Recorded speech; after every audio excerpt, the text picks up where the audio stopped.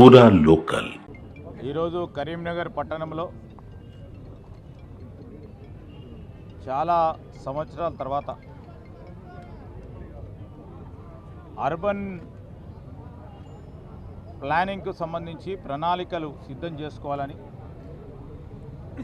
Satavahana urban development authority కింద రాబోయే కాలంలో మరి కరీంనగర్కు సంబంధించిన నగరం నలువైపులా ఉన్న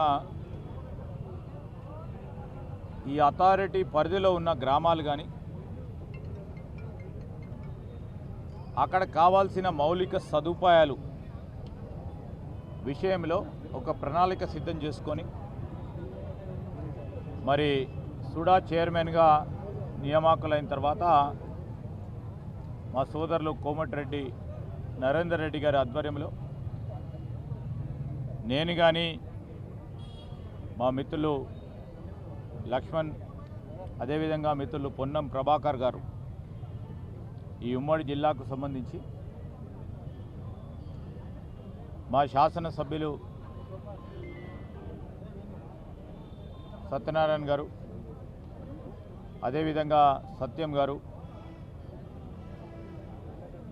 ఈ ప్రాంతాలకు సంబంధించిన ప్రధానమైన మౌలిక సదుపాయాలు ఒక ప్రణాళికలు సిద్ధం చేసుకొని ముందుకెళ్తా ఉన్నాం. ఆ క్రమంలో ఈరోజు కూడా మరి కరీంనగర్ నడిబొడ్డున ఉన్న పట్టణానికి సంబంధించిన సుడా ఆఫీస్ ఒక కమర్షియల్ బిల్డింగ్ని ఏర్పాటు చేసుకోవాలని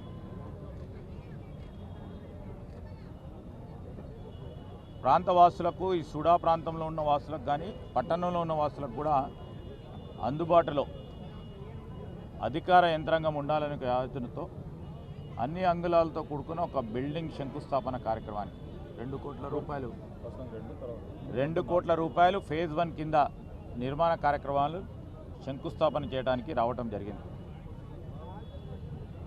కరీంనగర్ పట్టణం ఇక్కడ ఈ ప్రాంత వాసులకు కూడా మంచినీరు, డ్రైనేజు, రోడ్ల నిర్మాణానికి సంబంధించి రాష్ట్ర ప్రభుత్వం తరఫున ఇంకా మెరుగైన రీతిలో ముందుకు తీసుకెళ్లే ప్రయత్నం చేస్తాం. ఈ పట్టణానికి సంబంధించి మరి మిగిలిపోయిన ఏదైతే పనులు ఉన్నాయో మానేరు రివర్ ఫ్రంట్కు సంబంధించి కూడా అతి తొందరలో సమీక్ష నిర్వహించి మరి పెద్ద ఎత్తున దాని పనులను పూర్తి చేయడానికి కార్యాచరణ కూడా తీసుకుంటాం. అదేవిధంగా ఈరోజు మొత్తం తెలంగాణ రాష్ట్రంలోనే కరీంనగర్ జిల్లాకు సంబంధించి ఇక్కడ వ్యాపారం, వాణిజ్యం, అదేవిధంగా ఇంకో ప్రక్కన చూస్తే విద్యా వ్యవస్థలు, ఇంజనీరింగ్ కాలేజ్ కానీ మెడికల్ కాలేజ్ కానీ ఈరోజు మా ప్రభుత్వం వచ్చిన తర్వాత ఆ రోజు మేము నెలకొల్పిన శాతవాహన యూనివర్సిటీలో ఆనాడు మేము మొదలుపెట్టిన కోర్సులతోనే నడిచింది 10 సంవత్సరాలు.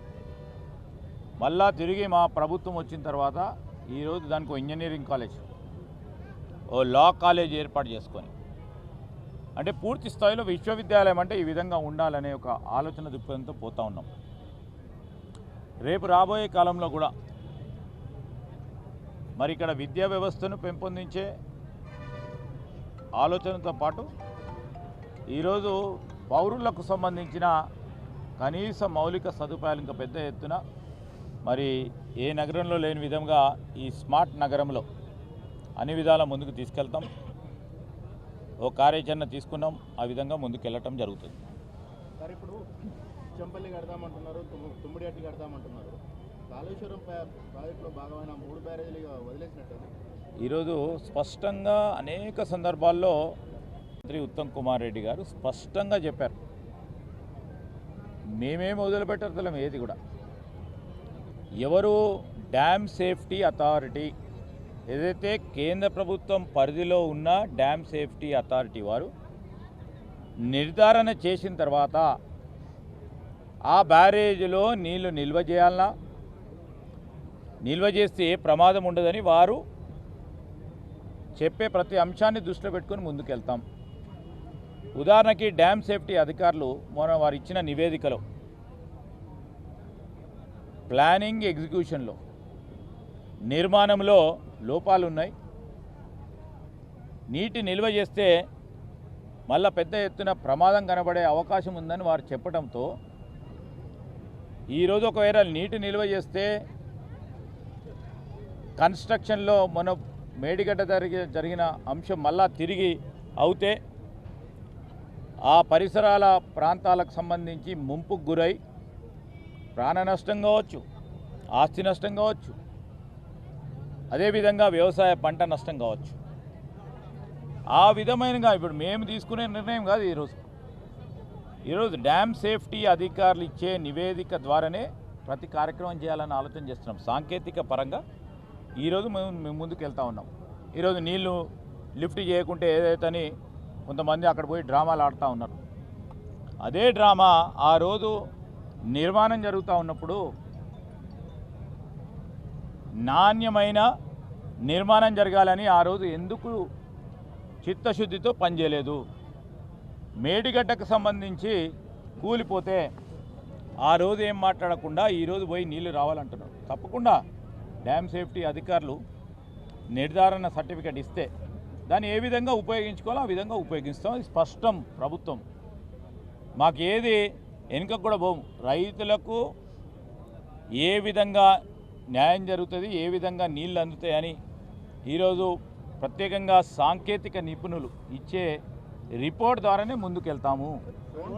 అంశంలో బీఆర్ఎస్ నేతలను పిలవట్లేదు అనేది ప్రధానంగా బీజేపీ ఆరోపణ చేస్తోంది. పైగా రెండో విషయం, సిబిఐకి ఇస్తేనే ఈ కేసు కొలిక్కి వస్తుంది అని చెప్తుంది. ఇప్పుడు ఫోన్ ట్యాపింగ్ సంబంధించి మేము విచారణ జరుపుతా ఉన్నాం ప్రభుత్వం తరఫు నుంచి. దాని ఇంకా పై పరిధి నుంచి కేంద్ర ప్రభుత్వం విచారణ చేస్తూ ఉంది. ఈరోజు విచారణ పూర్తి స్థాయిలో అన్ని విషయాలు బయటికి వస్తూనే ఉంటాయి. దానికి సంబంధించి తప్పకుండా ప్రభుత్వం ఇది చాలా పెద్ద తప్పు చేసిండ్రు గత ప్రభుత్వం. ఆ ప్రభుత్వం సంబంధించిన తప్పు ఎవరు చేసినా కానీ ఈరోజు మళ్ళా ఇంకోసారి జరగకుండా ఉండే కార్యాచరణ తీసుకుంటూ తప్పకుండా మరి ఏ విధంగానైతే న్యాయం జరుగుతుందో, ఎవరైతే తప్పు చేశారో వారికి శిక్ష పడే విధంగా కార్యాచరణ ఉంటుంది. ఒకటిసారి ఏమంటున్నారంటే ఇంతకుముందు విద్యుత్ కొనుగోళ్ల మీద విచారణ జరిపించారు, ఆ నివేదిక ఎటుపోయిందో తెలియదు. ఎన్నికలు కావాలని ప్రభుత్వం ఆలోచన చేస్తూ ఉంది. ఆ తరుణంలోనే ఈరోజు స్థానిక సంస్థలో కూడా 42% ఓబీసీలకు సంబంధించిన అంశం విషయంలో రాష్ట్ర ప్రభుత్వ పరిధిలో ఉన్న అంశం లెజిస్లేషన్ చేసే అంశం. మొట్టమొదటి రాష్ట్రం ఇది లెజిస్లేషన్ చేసి ఈరోజు మా పరిధిలో ఉన్నది లెజిస్లేషన్ చేసి యాక్ట్ చేసుకోవడానికి గవర్నర్ గారికి పంపాం. గవర్నర్ గారు ఈరోజు రాష్ట్రపతికి పంపించారు. మేము అడుగుతూ ఉన్నాం బీజేపీ వారిని, బీజేపీకి సపోర్ట్ చేస్తూ ఉన్నాం బీఆర్ఎస్ పార్టీని. ఈరోజు మీరు ఒత్తిడి తీసుకురండి.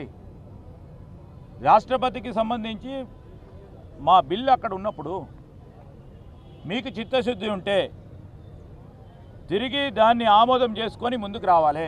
మా రాష్ట్ర ప్రభుత్వ పరిధిలో ఉన్నది ఎంతవరకు ఉందో అంతవరకు చేసినాం. Highest body is legislature. ఆ లెజిస్లేచర్లో బిల్లు పాస్ చేయటం జరిగింది. దాన్ని యాక్ట్ చేసుకోవాలి. గవర్నర్ గారు అసెంట్ ఇస్తేనే అవుతుంది. గవర్నర్ గారు దాన్ని రాష్ట్రపతికి పంపించిండ్రు.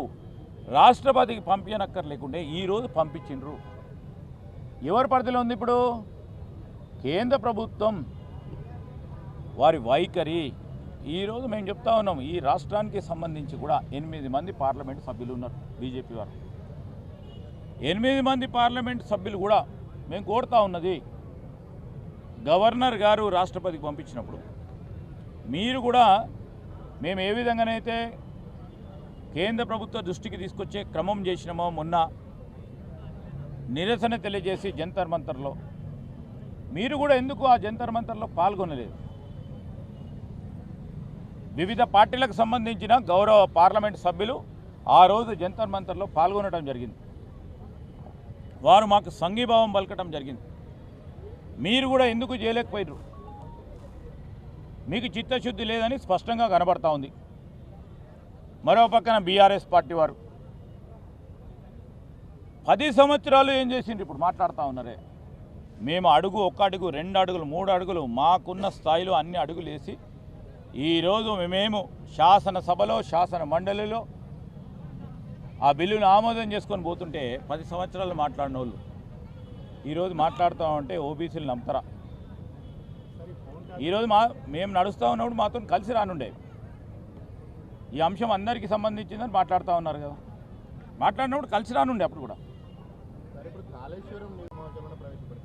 ఈరోజు ముఖ్యమంత్రి గారు ఆ రోజు స్పష్టంగా చెప్పడం జరిగింది. అసెంబ్లీ సమావేశాలు నిర్వహించినప్పుడు ఈరోజు రిపోర్టుకు సంబంధించి ఒక బాధ్యతాయుతమైన ప్రభుత్వం కనుక దాన్ని అసెంబ్లీలో పెట్టి చర్చించడం జరుగుతుందని చెప్పారు. అతి త్వరలో కూడా అసెంబ్లీ నిర్వహణ సిట్టింగ్ జడ్జీలను పిలవాల్సిన అధికారం సిట్కు లేదు. అటువంటి సిచ్యువేషన్లలో ఈ ఫోన్ ట్యాపింగ్ కూడా పక్కకు పోతుంది, కాళేశ్వరం పక్కకు పోయినట్టు, విద్యుత్ కొనుగోలు పక్కకు పోయినట్టు కాంగ్రెస్ విచారణ పేరుతో కాలయాపన చేస్తున్నట్టున్నారు. ఇప్పుడు నేను బీజేపీ వాళ్ళని అడుగుతా ఉన్నాను స్పష్టంగా. వాళ్ళు చేసింది ఏంది? వాళ్ళు బీఆర్ఎస్ పార్టీ లోపాయకరంగా వాళ్ళంతా నడుస్తూ ఉన్నారు, స్పష్టంగా కనబడుతుంది. మేమన్నా మా ప్రభుత్వ పరిధిలో ఉన్న అంశాలను తప్పకుండా విచారణ చెప్తా ఉన్నాం.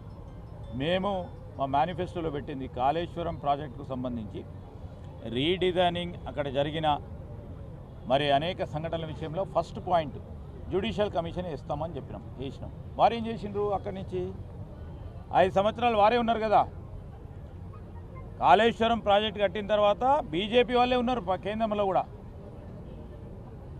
ఎందుకు ఏం మాట్లాడలేదు? ఈరోజు కాంగ్రెస్ పార్టీ మాట్లాడుతూ ఉంటే దాన్ని అడ్డుకోవాలి, ఎట్టి పరిస్థితుల్లో ఈ విధంగా మాట్లాడి అడ్డుకోవాలి, బీఆర్ఎస్ పార్టీ వాళ్ళకు ఒక షెల్టర్ ఇవ్వాలని ఆలోచన చేస్తూ ఉన్నారు తప్ప దానిలో ఇంకేది కూడా లేదు.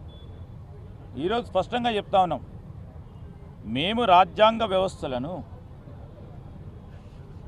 దానికి సంబంధించి ఆ రాజ్యాంగ వ్యవస్థలను నమ్ముకొని సమయం ఎక్కువైపోయినప్పటికీ ఆ వ్యవస్థ మీద నమ్మకంతో న్యాయం జరుగుతుందనే ఉద్దేశంతో పోతా ఉన్నాం.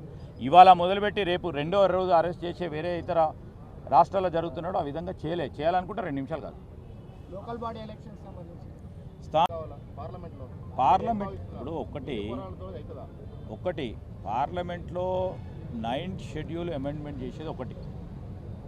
ఇప్పుడు మేము పంపించిన బిల్లు, మేము పంపించిన ఆర్డినెన్స్ను వెంటనే ఆమోదం చేసుకుంటే, ఆమోదం తెలియజేసే కార్యక్రమం చేసినా వెంటనే ఆమోదం చేస్తాం. కానీ ఆ ఆమోదం తెలియజేస్తలేరు, కావాలని చేస్తలేరు. ఎందుకంటే వారు పార్టీల పరంగా ఆలోచన చేస్తూ ఉన్నారు. ఇంతమంది ఓబీసీలకు మేము చేస్తూ ఉన్న ప్రయత్నానికి సరే ఎవరికి లాభం జరుగుతుందో ఎవరికి నష్టం జరుగుతుందో ప్రజలు నిర్ణయం చేస్తారు కావచ్చు. కానీ ఈరోజు అందరికీ ఓబీసీలకు సంబంధించిన న్యాయం జరుగుతున్న తరుణంలో ముందుకు వచ్చి ఫస్ట్ చేద్దామని అనుకున్నప్పుడు వారు పైన ఉన్న వారి ప్రభుత్వాన్ని పైన ఒత్తిడి తీసుకొచ్చి ఈ బిల్లు ఆమోదం చేసే ప్రక్రియను చేపట్టాలా. ఇప్పుడు మేము చేసినాము, అంతవరకు చేయాలో అంతవరకు చేసినాము, మా వరకు ఇంతవరకు చేసినాము. బిల్లు పెట్టినాక ఆమోదం తప్పితే ఇప్పటివరకు మేము ఆల్రెడీ అమలు చేసేవాళ్ళం. అది స్పీకర్ గారు పరిధిలో ఉంది. తప్పకుండా అన్ని రీతిలో ఆలోచన చేసి స్పీకర్ గారు నిర్ణయం తీసుకుంటారని భావిస్తా ఉన్నాం. ఫోన్ ట్యాపింగ్ వ్యవహారంలో హరీష్ రావు కవితను విచారించాలని చెప్పి కేంద్ర మంత్రి బండి సంజయ్ డిమాండ్ చేస్తున్నారు. ఇవాళ పరిగణలోకి తీసుకునే అవకాశం ఉందా? ఇప్పుడు మేముగా తీసుకునేది అధికారులు, దానికి విచారణ చేస్తూ ఉన్న బృందం నిర్ణయం తీసుకొని పోతారు. మేము తీసుకుంటే రాజకీయ కక్ష అంటారు. ఈరోజు ఎవరి గురించి వీళ్ళని తీసుకోవాలి వాళ్ళని తీసుకోవాలని కాదు, వారు ఒక నివేదిక తయారు చేసుకొని ఎవరు దీనివల్ల ఇబ్బంది పడ్డారు, ఎవరి ఫోన్ ట్యాపింగ్ జరిగింది, ఏ క్రమంలో ఎవరిని పిలవాలి అని ఈరోజు విచారణ చేస్తూ ఉన్న అధికారులు నిర్ణయం చేయాలి తప్ప మా చేతిలో లేదండి. 42% రిజర్వేషన్ అనేది స్టేట్ ఫైట్ తోటే సాధ్యమవుతుందా? నుండి హైదరాబాద్ వరకు ఆ కారిడార్ ఎక్కడి వరకు వచ్చింది? ఈ ఉమ్మడి జిల్లాల డెవలప్మెంట్ ఏమైనా ఇప్పుడు కొత్త కారిడార్లు ఏర్పాటు చేయాలని కేంద్ర ప్రభుత్వం కొన్ని నిర్ణయాలు తీసుకుంది. ఆ నిర్ణయానికి అనుకూలంగా కూడా కరీంనగర్ హైదరాబాద్ ఏదైతే రాజీవ్ రహదారి వైపు 1 గంటన్నర 2 గంటల సమయంలోనే హైదరాబాదు ఎయిర్పోర్టుకు రీచ్ అయ్యే అవకాశం ఉన్న తరుణంలో మేము కూడా కేంద్ర ప్రభుత్వానికి ప్రతిపాదనలు పంపిస్తూ ఉన్నాం. ఆ క్రమంలో అందరి సహకారాన్ని కూడా కోరుతా ఉన్నాం. ఇక్కడ ఉన్న మన కేంద్ర మంత్రి గారు బండి సంజయ్ గారు సహకారాన్ని కోరుతాం. అదేవిధంగా కిషన్ రెడ్డి గారు సహకారం కోరుతాం. ఎందుకంటే తెలంగాణ రాష్ట్రంలో పారిశ్రామిక వాడలు రావాలి, పెట్టుబడులు రావాలి, ఇక్కడ ఉన్న యువతకి ఉద్యోగ అవకాశాలు కల్పించాలనే ఉద్దేశంతో పోతా ఉన్నాం. మాకు బేషిజాలు లేవు, అందుకోసమే బేషిజాలు లేవు కనుకనే అనేక సందర్భాల్లో కేంద్ర ప్రభుత్వంలో ఉన్న గౌరవ మంత్రులను కలుస్తూ ఉన్నాం.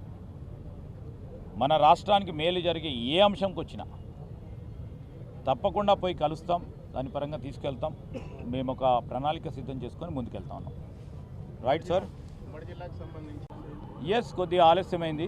అతి త్వరలో దాన్ని కూడా నిర్ణయం చేసి ఇక్కడున్న కరీంనగర్ నియోజకవర్గానికి సంబంధించిన పేద పట్టణ వాసులకు, ఈ గ్రామీణ ప్రాంతంలో ఉంటున్న కరీంనగర్ అసెంబ్లీ నియోజకవర్గానికి సంబంధించి కూడా అతి తొందరలో కూడా నిర్ణయం చేసి మరి బెనిఫిషరీని కూడా సెలెక్ట్ చేయడం జరుగుతుందని మరి మేము కానీ మా ఇన్ఛార్జ్ మంత్రి గారు తుమ్మల నాగేశ్వరరావు గారు వారి ఆధ్వర్యంలో అతి త్వరలో చేపట్టడం జరుగుతుంది.